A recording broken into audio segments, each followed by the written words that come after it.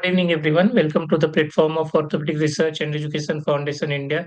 Today we have Dr. Ratnesh Singh, sir, who is a senior consultant in Paras HMRI Hospital, who is teaching us about TKR in Valgus knee. So, over to you, sir. Yeah, thank you, Janki.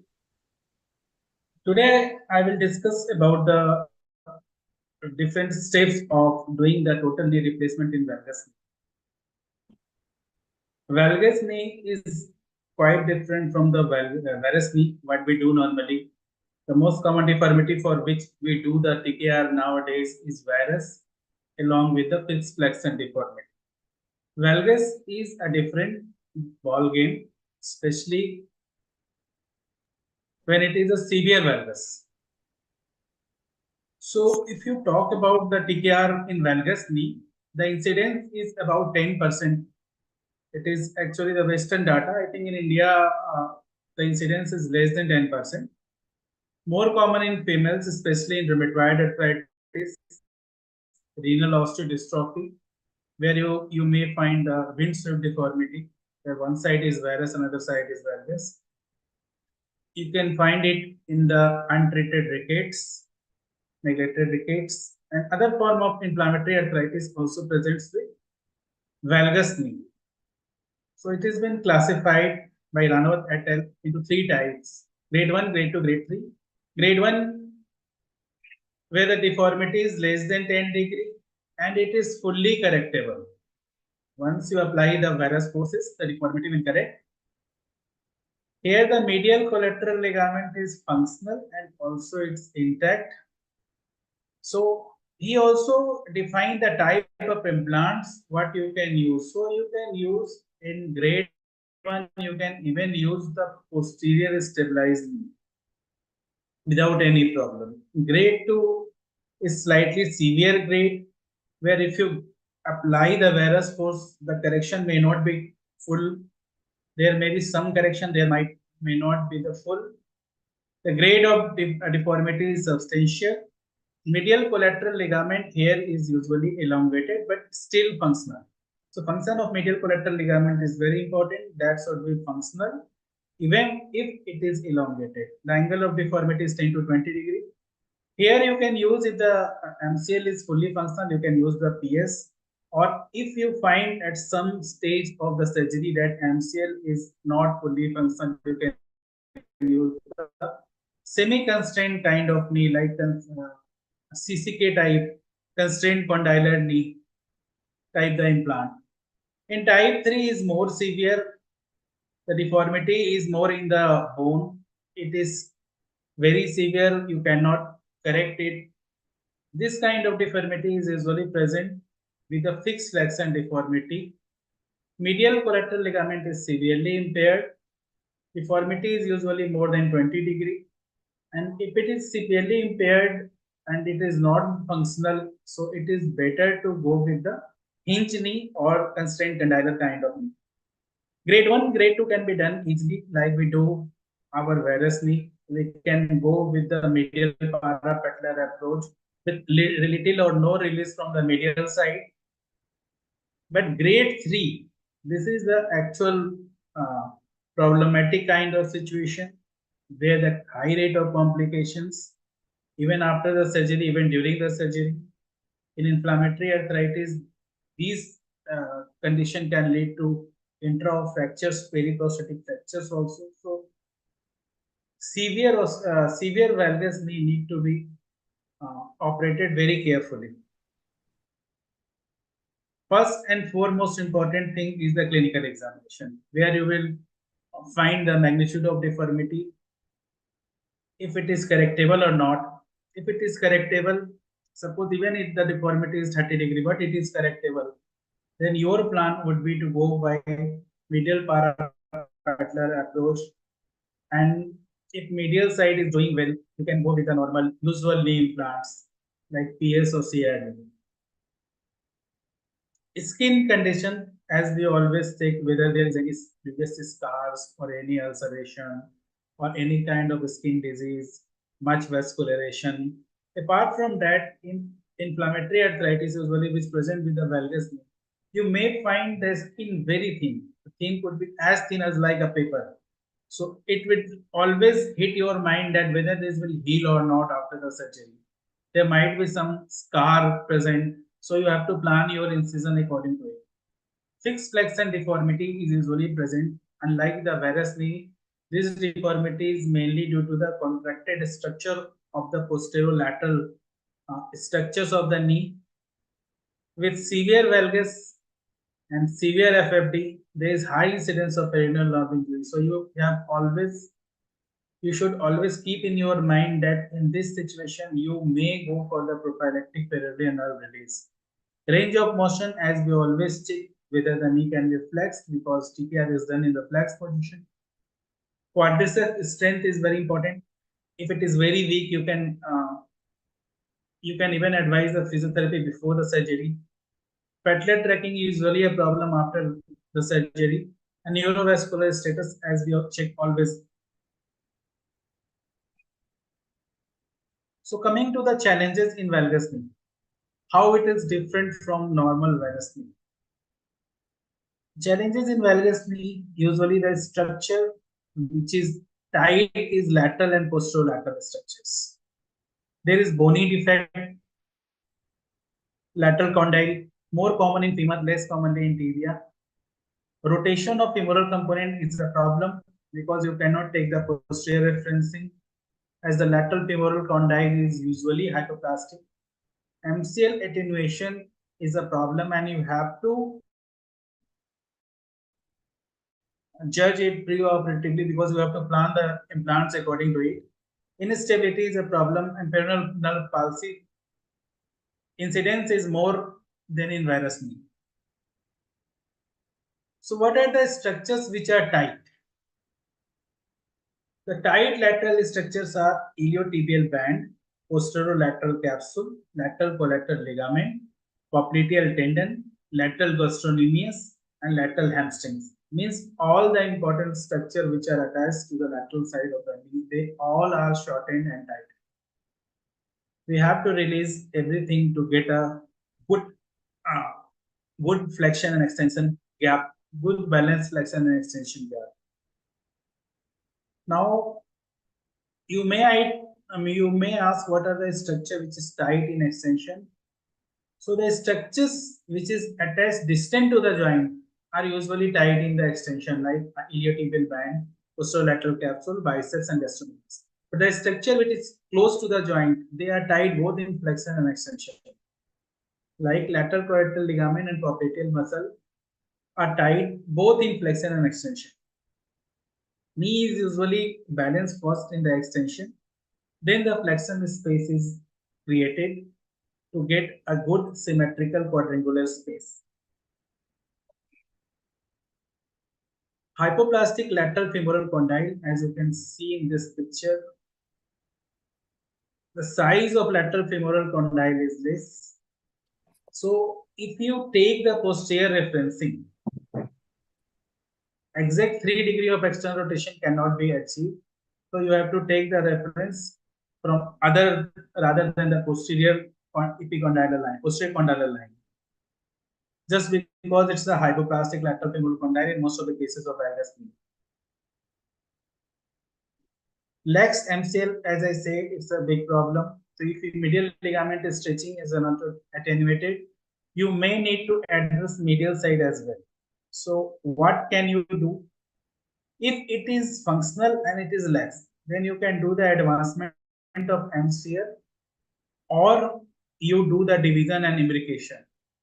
Advancement of MCL is like you take a bony cut with the MCL from the femoral side and attach it more proximally in the medial side. This is how it is done, but the MCL should be functional. If it is not functional, then you have to go for the kind of semi-constrained or the constrained line.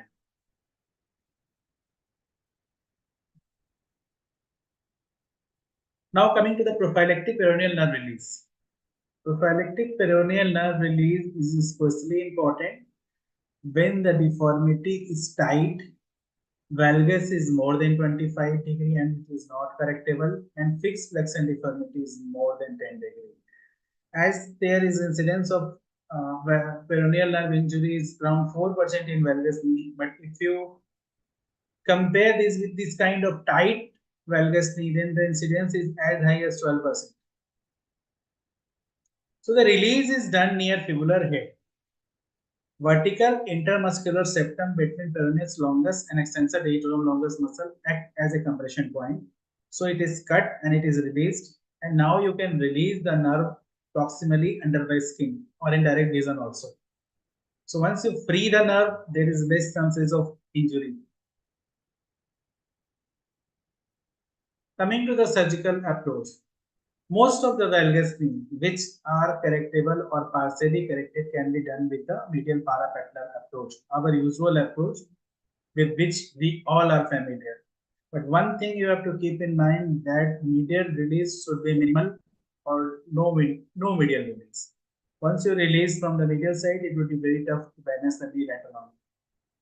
Lateral parapatellar approach is usually required in cases of severe valgus deformity which are not correctable, because you have to release all the structure. It is very tough with the medial parapatellar approach. But if you are using the lateral parapatellar approach, you usually need to do the tibial tubercle osteotomy also to get the patella out of the surgical field. Some of the surgeons even do the severe valgus knee with the medial parapatellar approach, but it is difficult to do. Lateral parapatellar approach gives you very good exposure of the lateral structures, and you can release it whichever structure you want. Now coming to the bony resection, the surgical part, what you have to do and what is different from the varus knee. So we usually do the undercut of distal femur or tibia. Undercut means if you take the 8 mm or 9 mm usual cut, you take a little less. If you require, you can increase the cut. Valgus cut is usually done at valgus distal femur cut is done at 3-degree valgus. Unlike we do about 5 to 7 degrees in varus knee, here we reduce it to 3-degree valgus cut. Tibial resection is similar to the varus knee as we do. It is done at the 90 degree of the 90 degree to the axis. Here we were talking about the femoral component rotation. So posterior referencing is unreliable as posterior femoral condyle is hypoplastic. So you cannot take it as a reference. So most important thing what we do here, we can do the two things. Either you mark the transepicondylar line and white side line, mark it and rotate it 3-degree external rotation. Once you attach your cutting jig, then you also check the symmetry of flexion gap from under surface of the cutting jig to the upper surface of tibia in 90 degree of flexion. To check whether it is balanced or not and move the jig accordingly if it is required. Now, different kind of sequence of release is advised by different authors, but we follow the Ranawat et al. Recommendation. So, first structure what we release is the posterior PCL. PCL is the middle structure. It is usually tight, so we usually need to resect in severe valgus knee because it is tight. Posterior lateral capsule is then released. It is usually done by pie crusting. Next structure we can release is the iliotibial band, and at last you can release the lateral corrector ligament. The release is done by putting two lamina separator from both sides of the knee. You tighten both the structure and do the posterior capsular release with pie crusting with 15 number blade, not the 11 number blade, because at this structure the peroneal nerve is very close. So you do it very carefully and release it till both the spaces are normal. At the end, if you don't get the proper quadrangular space, which is both balance in flexion and extension, you can release a lateral corrector ligament also. So if you release both the structure LCL and LCL and at last you might need the constrained kind of knee.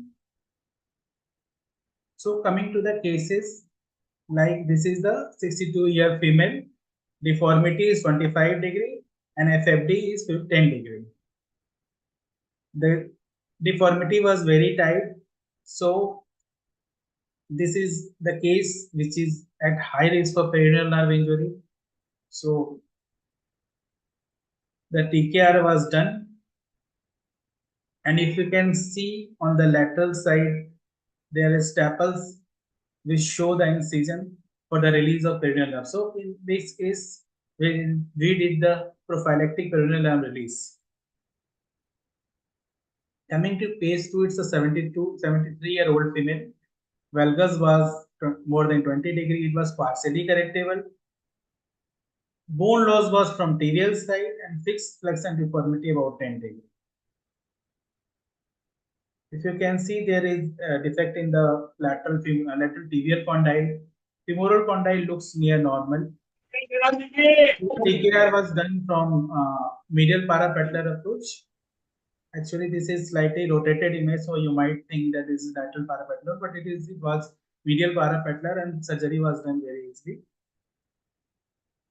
And coming to the different case 3, which is 55-year, again valgus is more than 20 degree. It was very tight, partially correctable, with a fixed flexion deformity.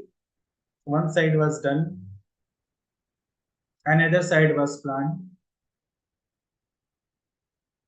So this was also done with the medial parapatellar approach.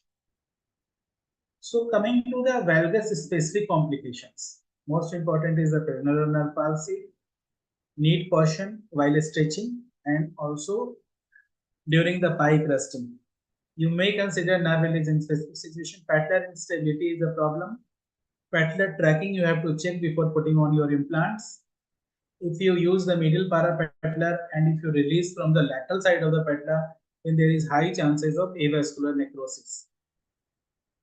So you have to be very cautious when you are doing the valgus knee. And if there is FFD more than 15-20 degree, don't correct it fully on the table. And even if you have corrected it, try to keep the limb in slightly flexed position so that the peroneal nerve remain in the relaxed position, and gradually you extend the knee with the physiotherapy. That decreases the chances of peroneal nerve injury. Thank you. Any questions? No?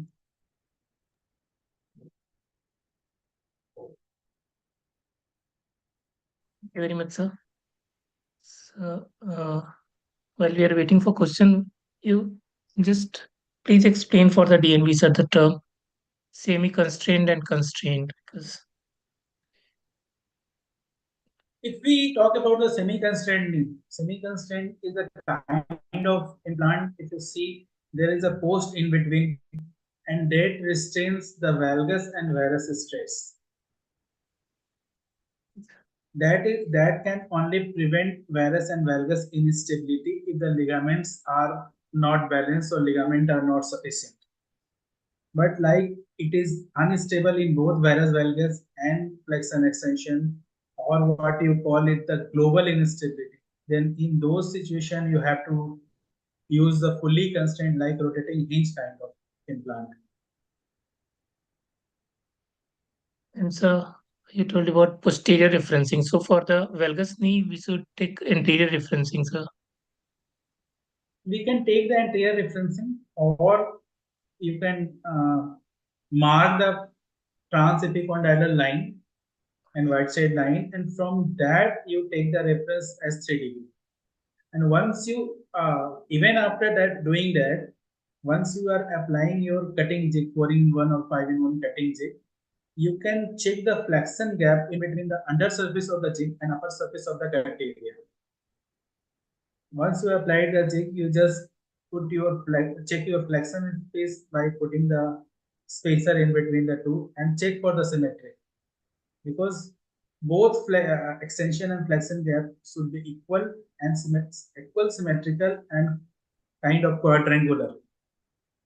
It should be balanced. So double check with it And if you need further release, you can do it by pike resting and other releases. Rajan had asked about difference between anterior and posterior referencing is not understood. Posterior referencing, what we do, if you see what we are doing with our implants like PFC, if you see when we are checking the size of the implant, whether what is the size of the implant, one sizer is used, which is placed on the posterior condyles, both on the medial side and lateral side.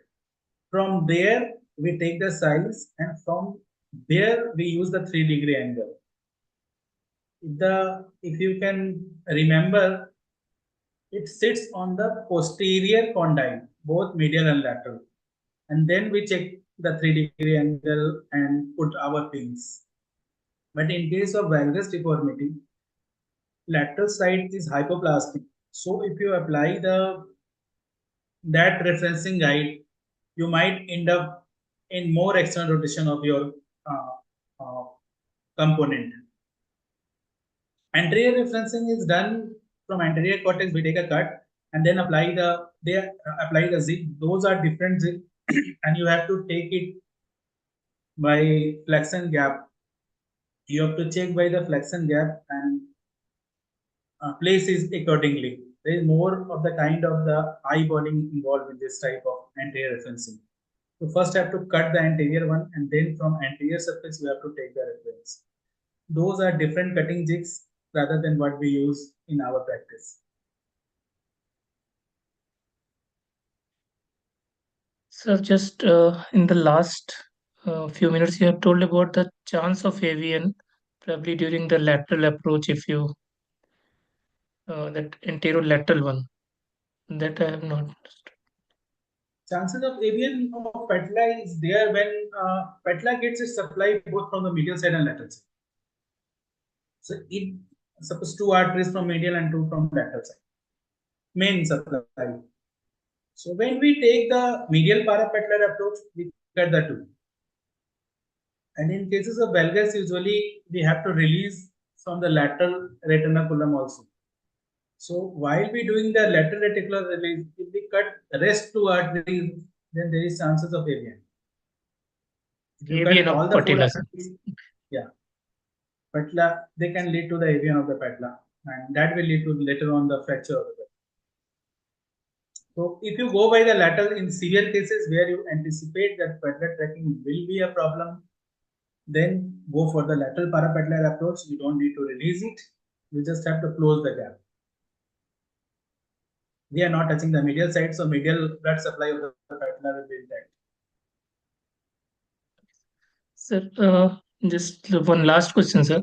That you have told uh, to protect the nerve. So how to protect that during posterior capsular release, sir? Because you told that it is 50 number Posterior plate other capsular than that. release, you use the first you use the 15 number blade rather than 11 number, which is quite pointed and that goes kind of uncontrolled. And just cut it very slowly.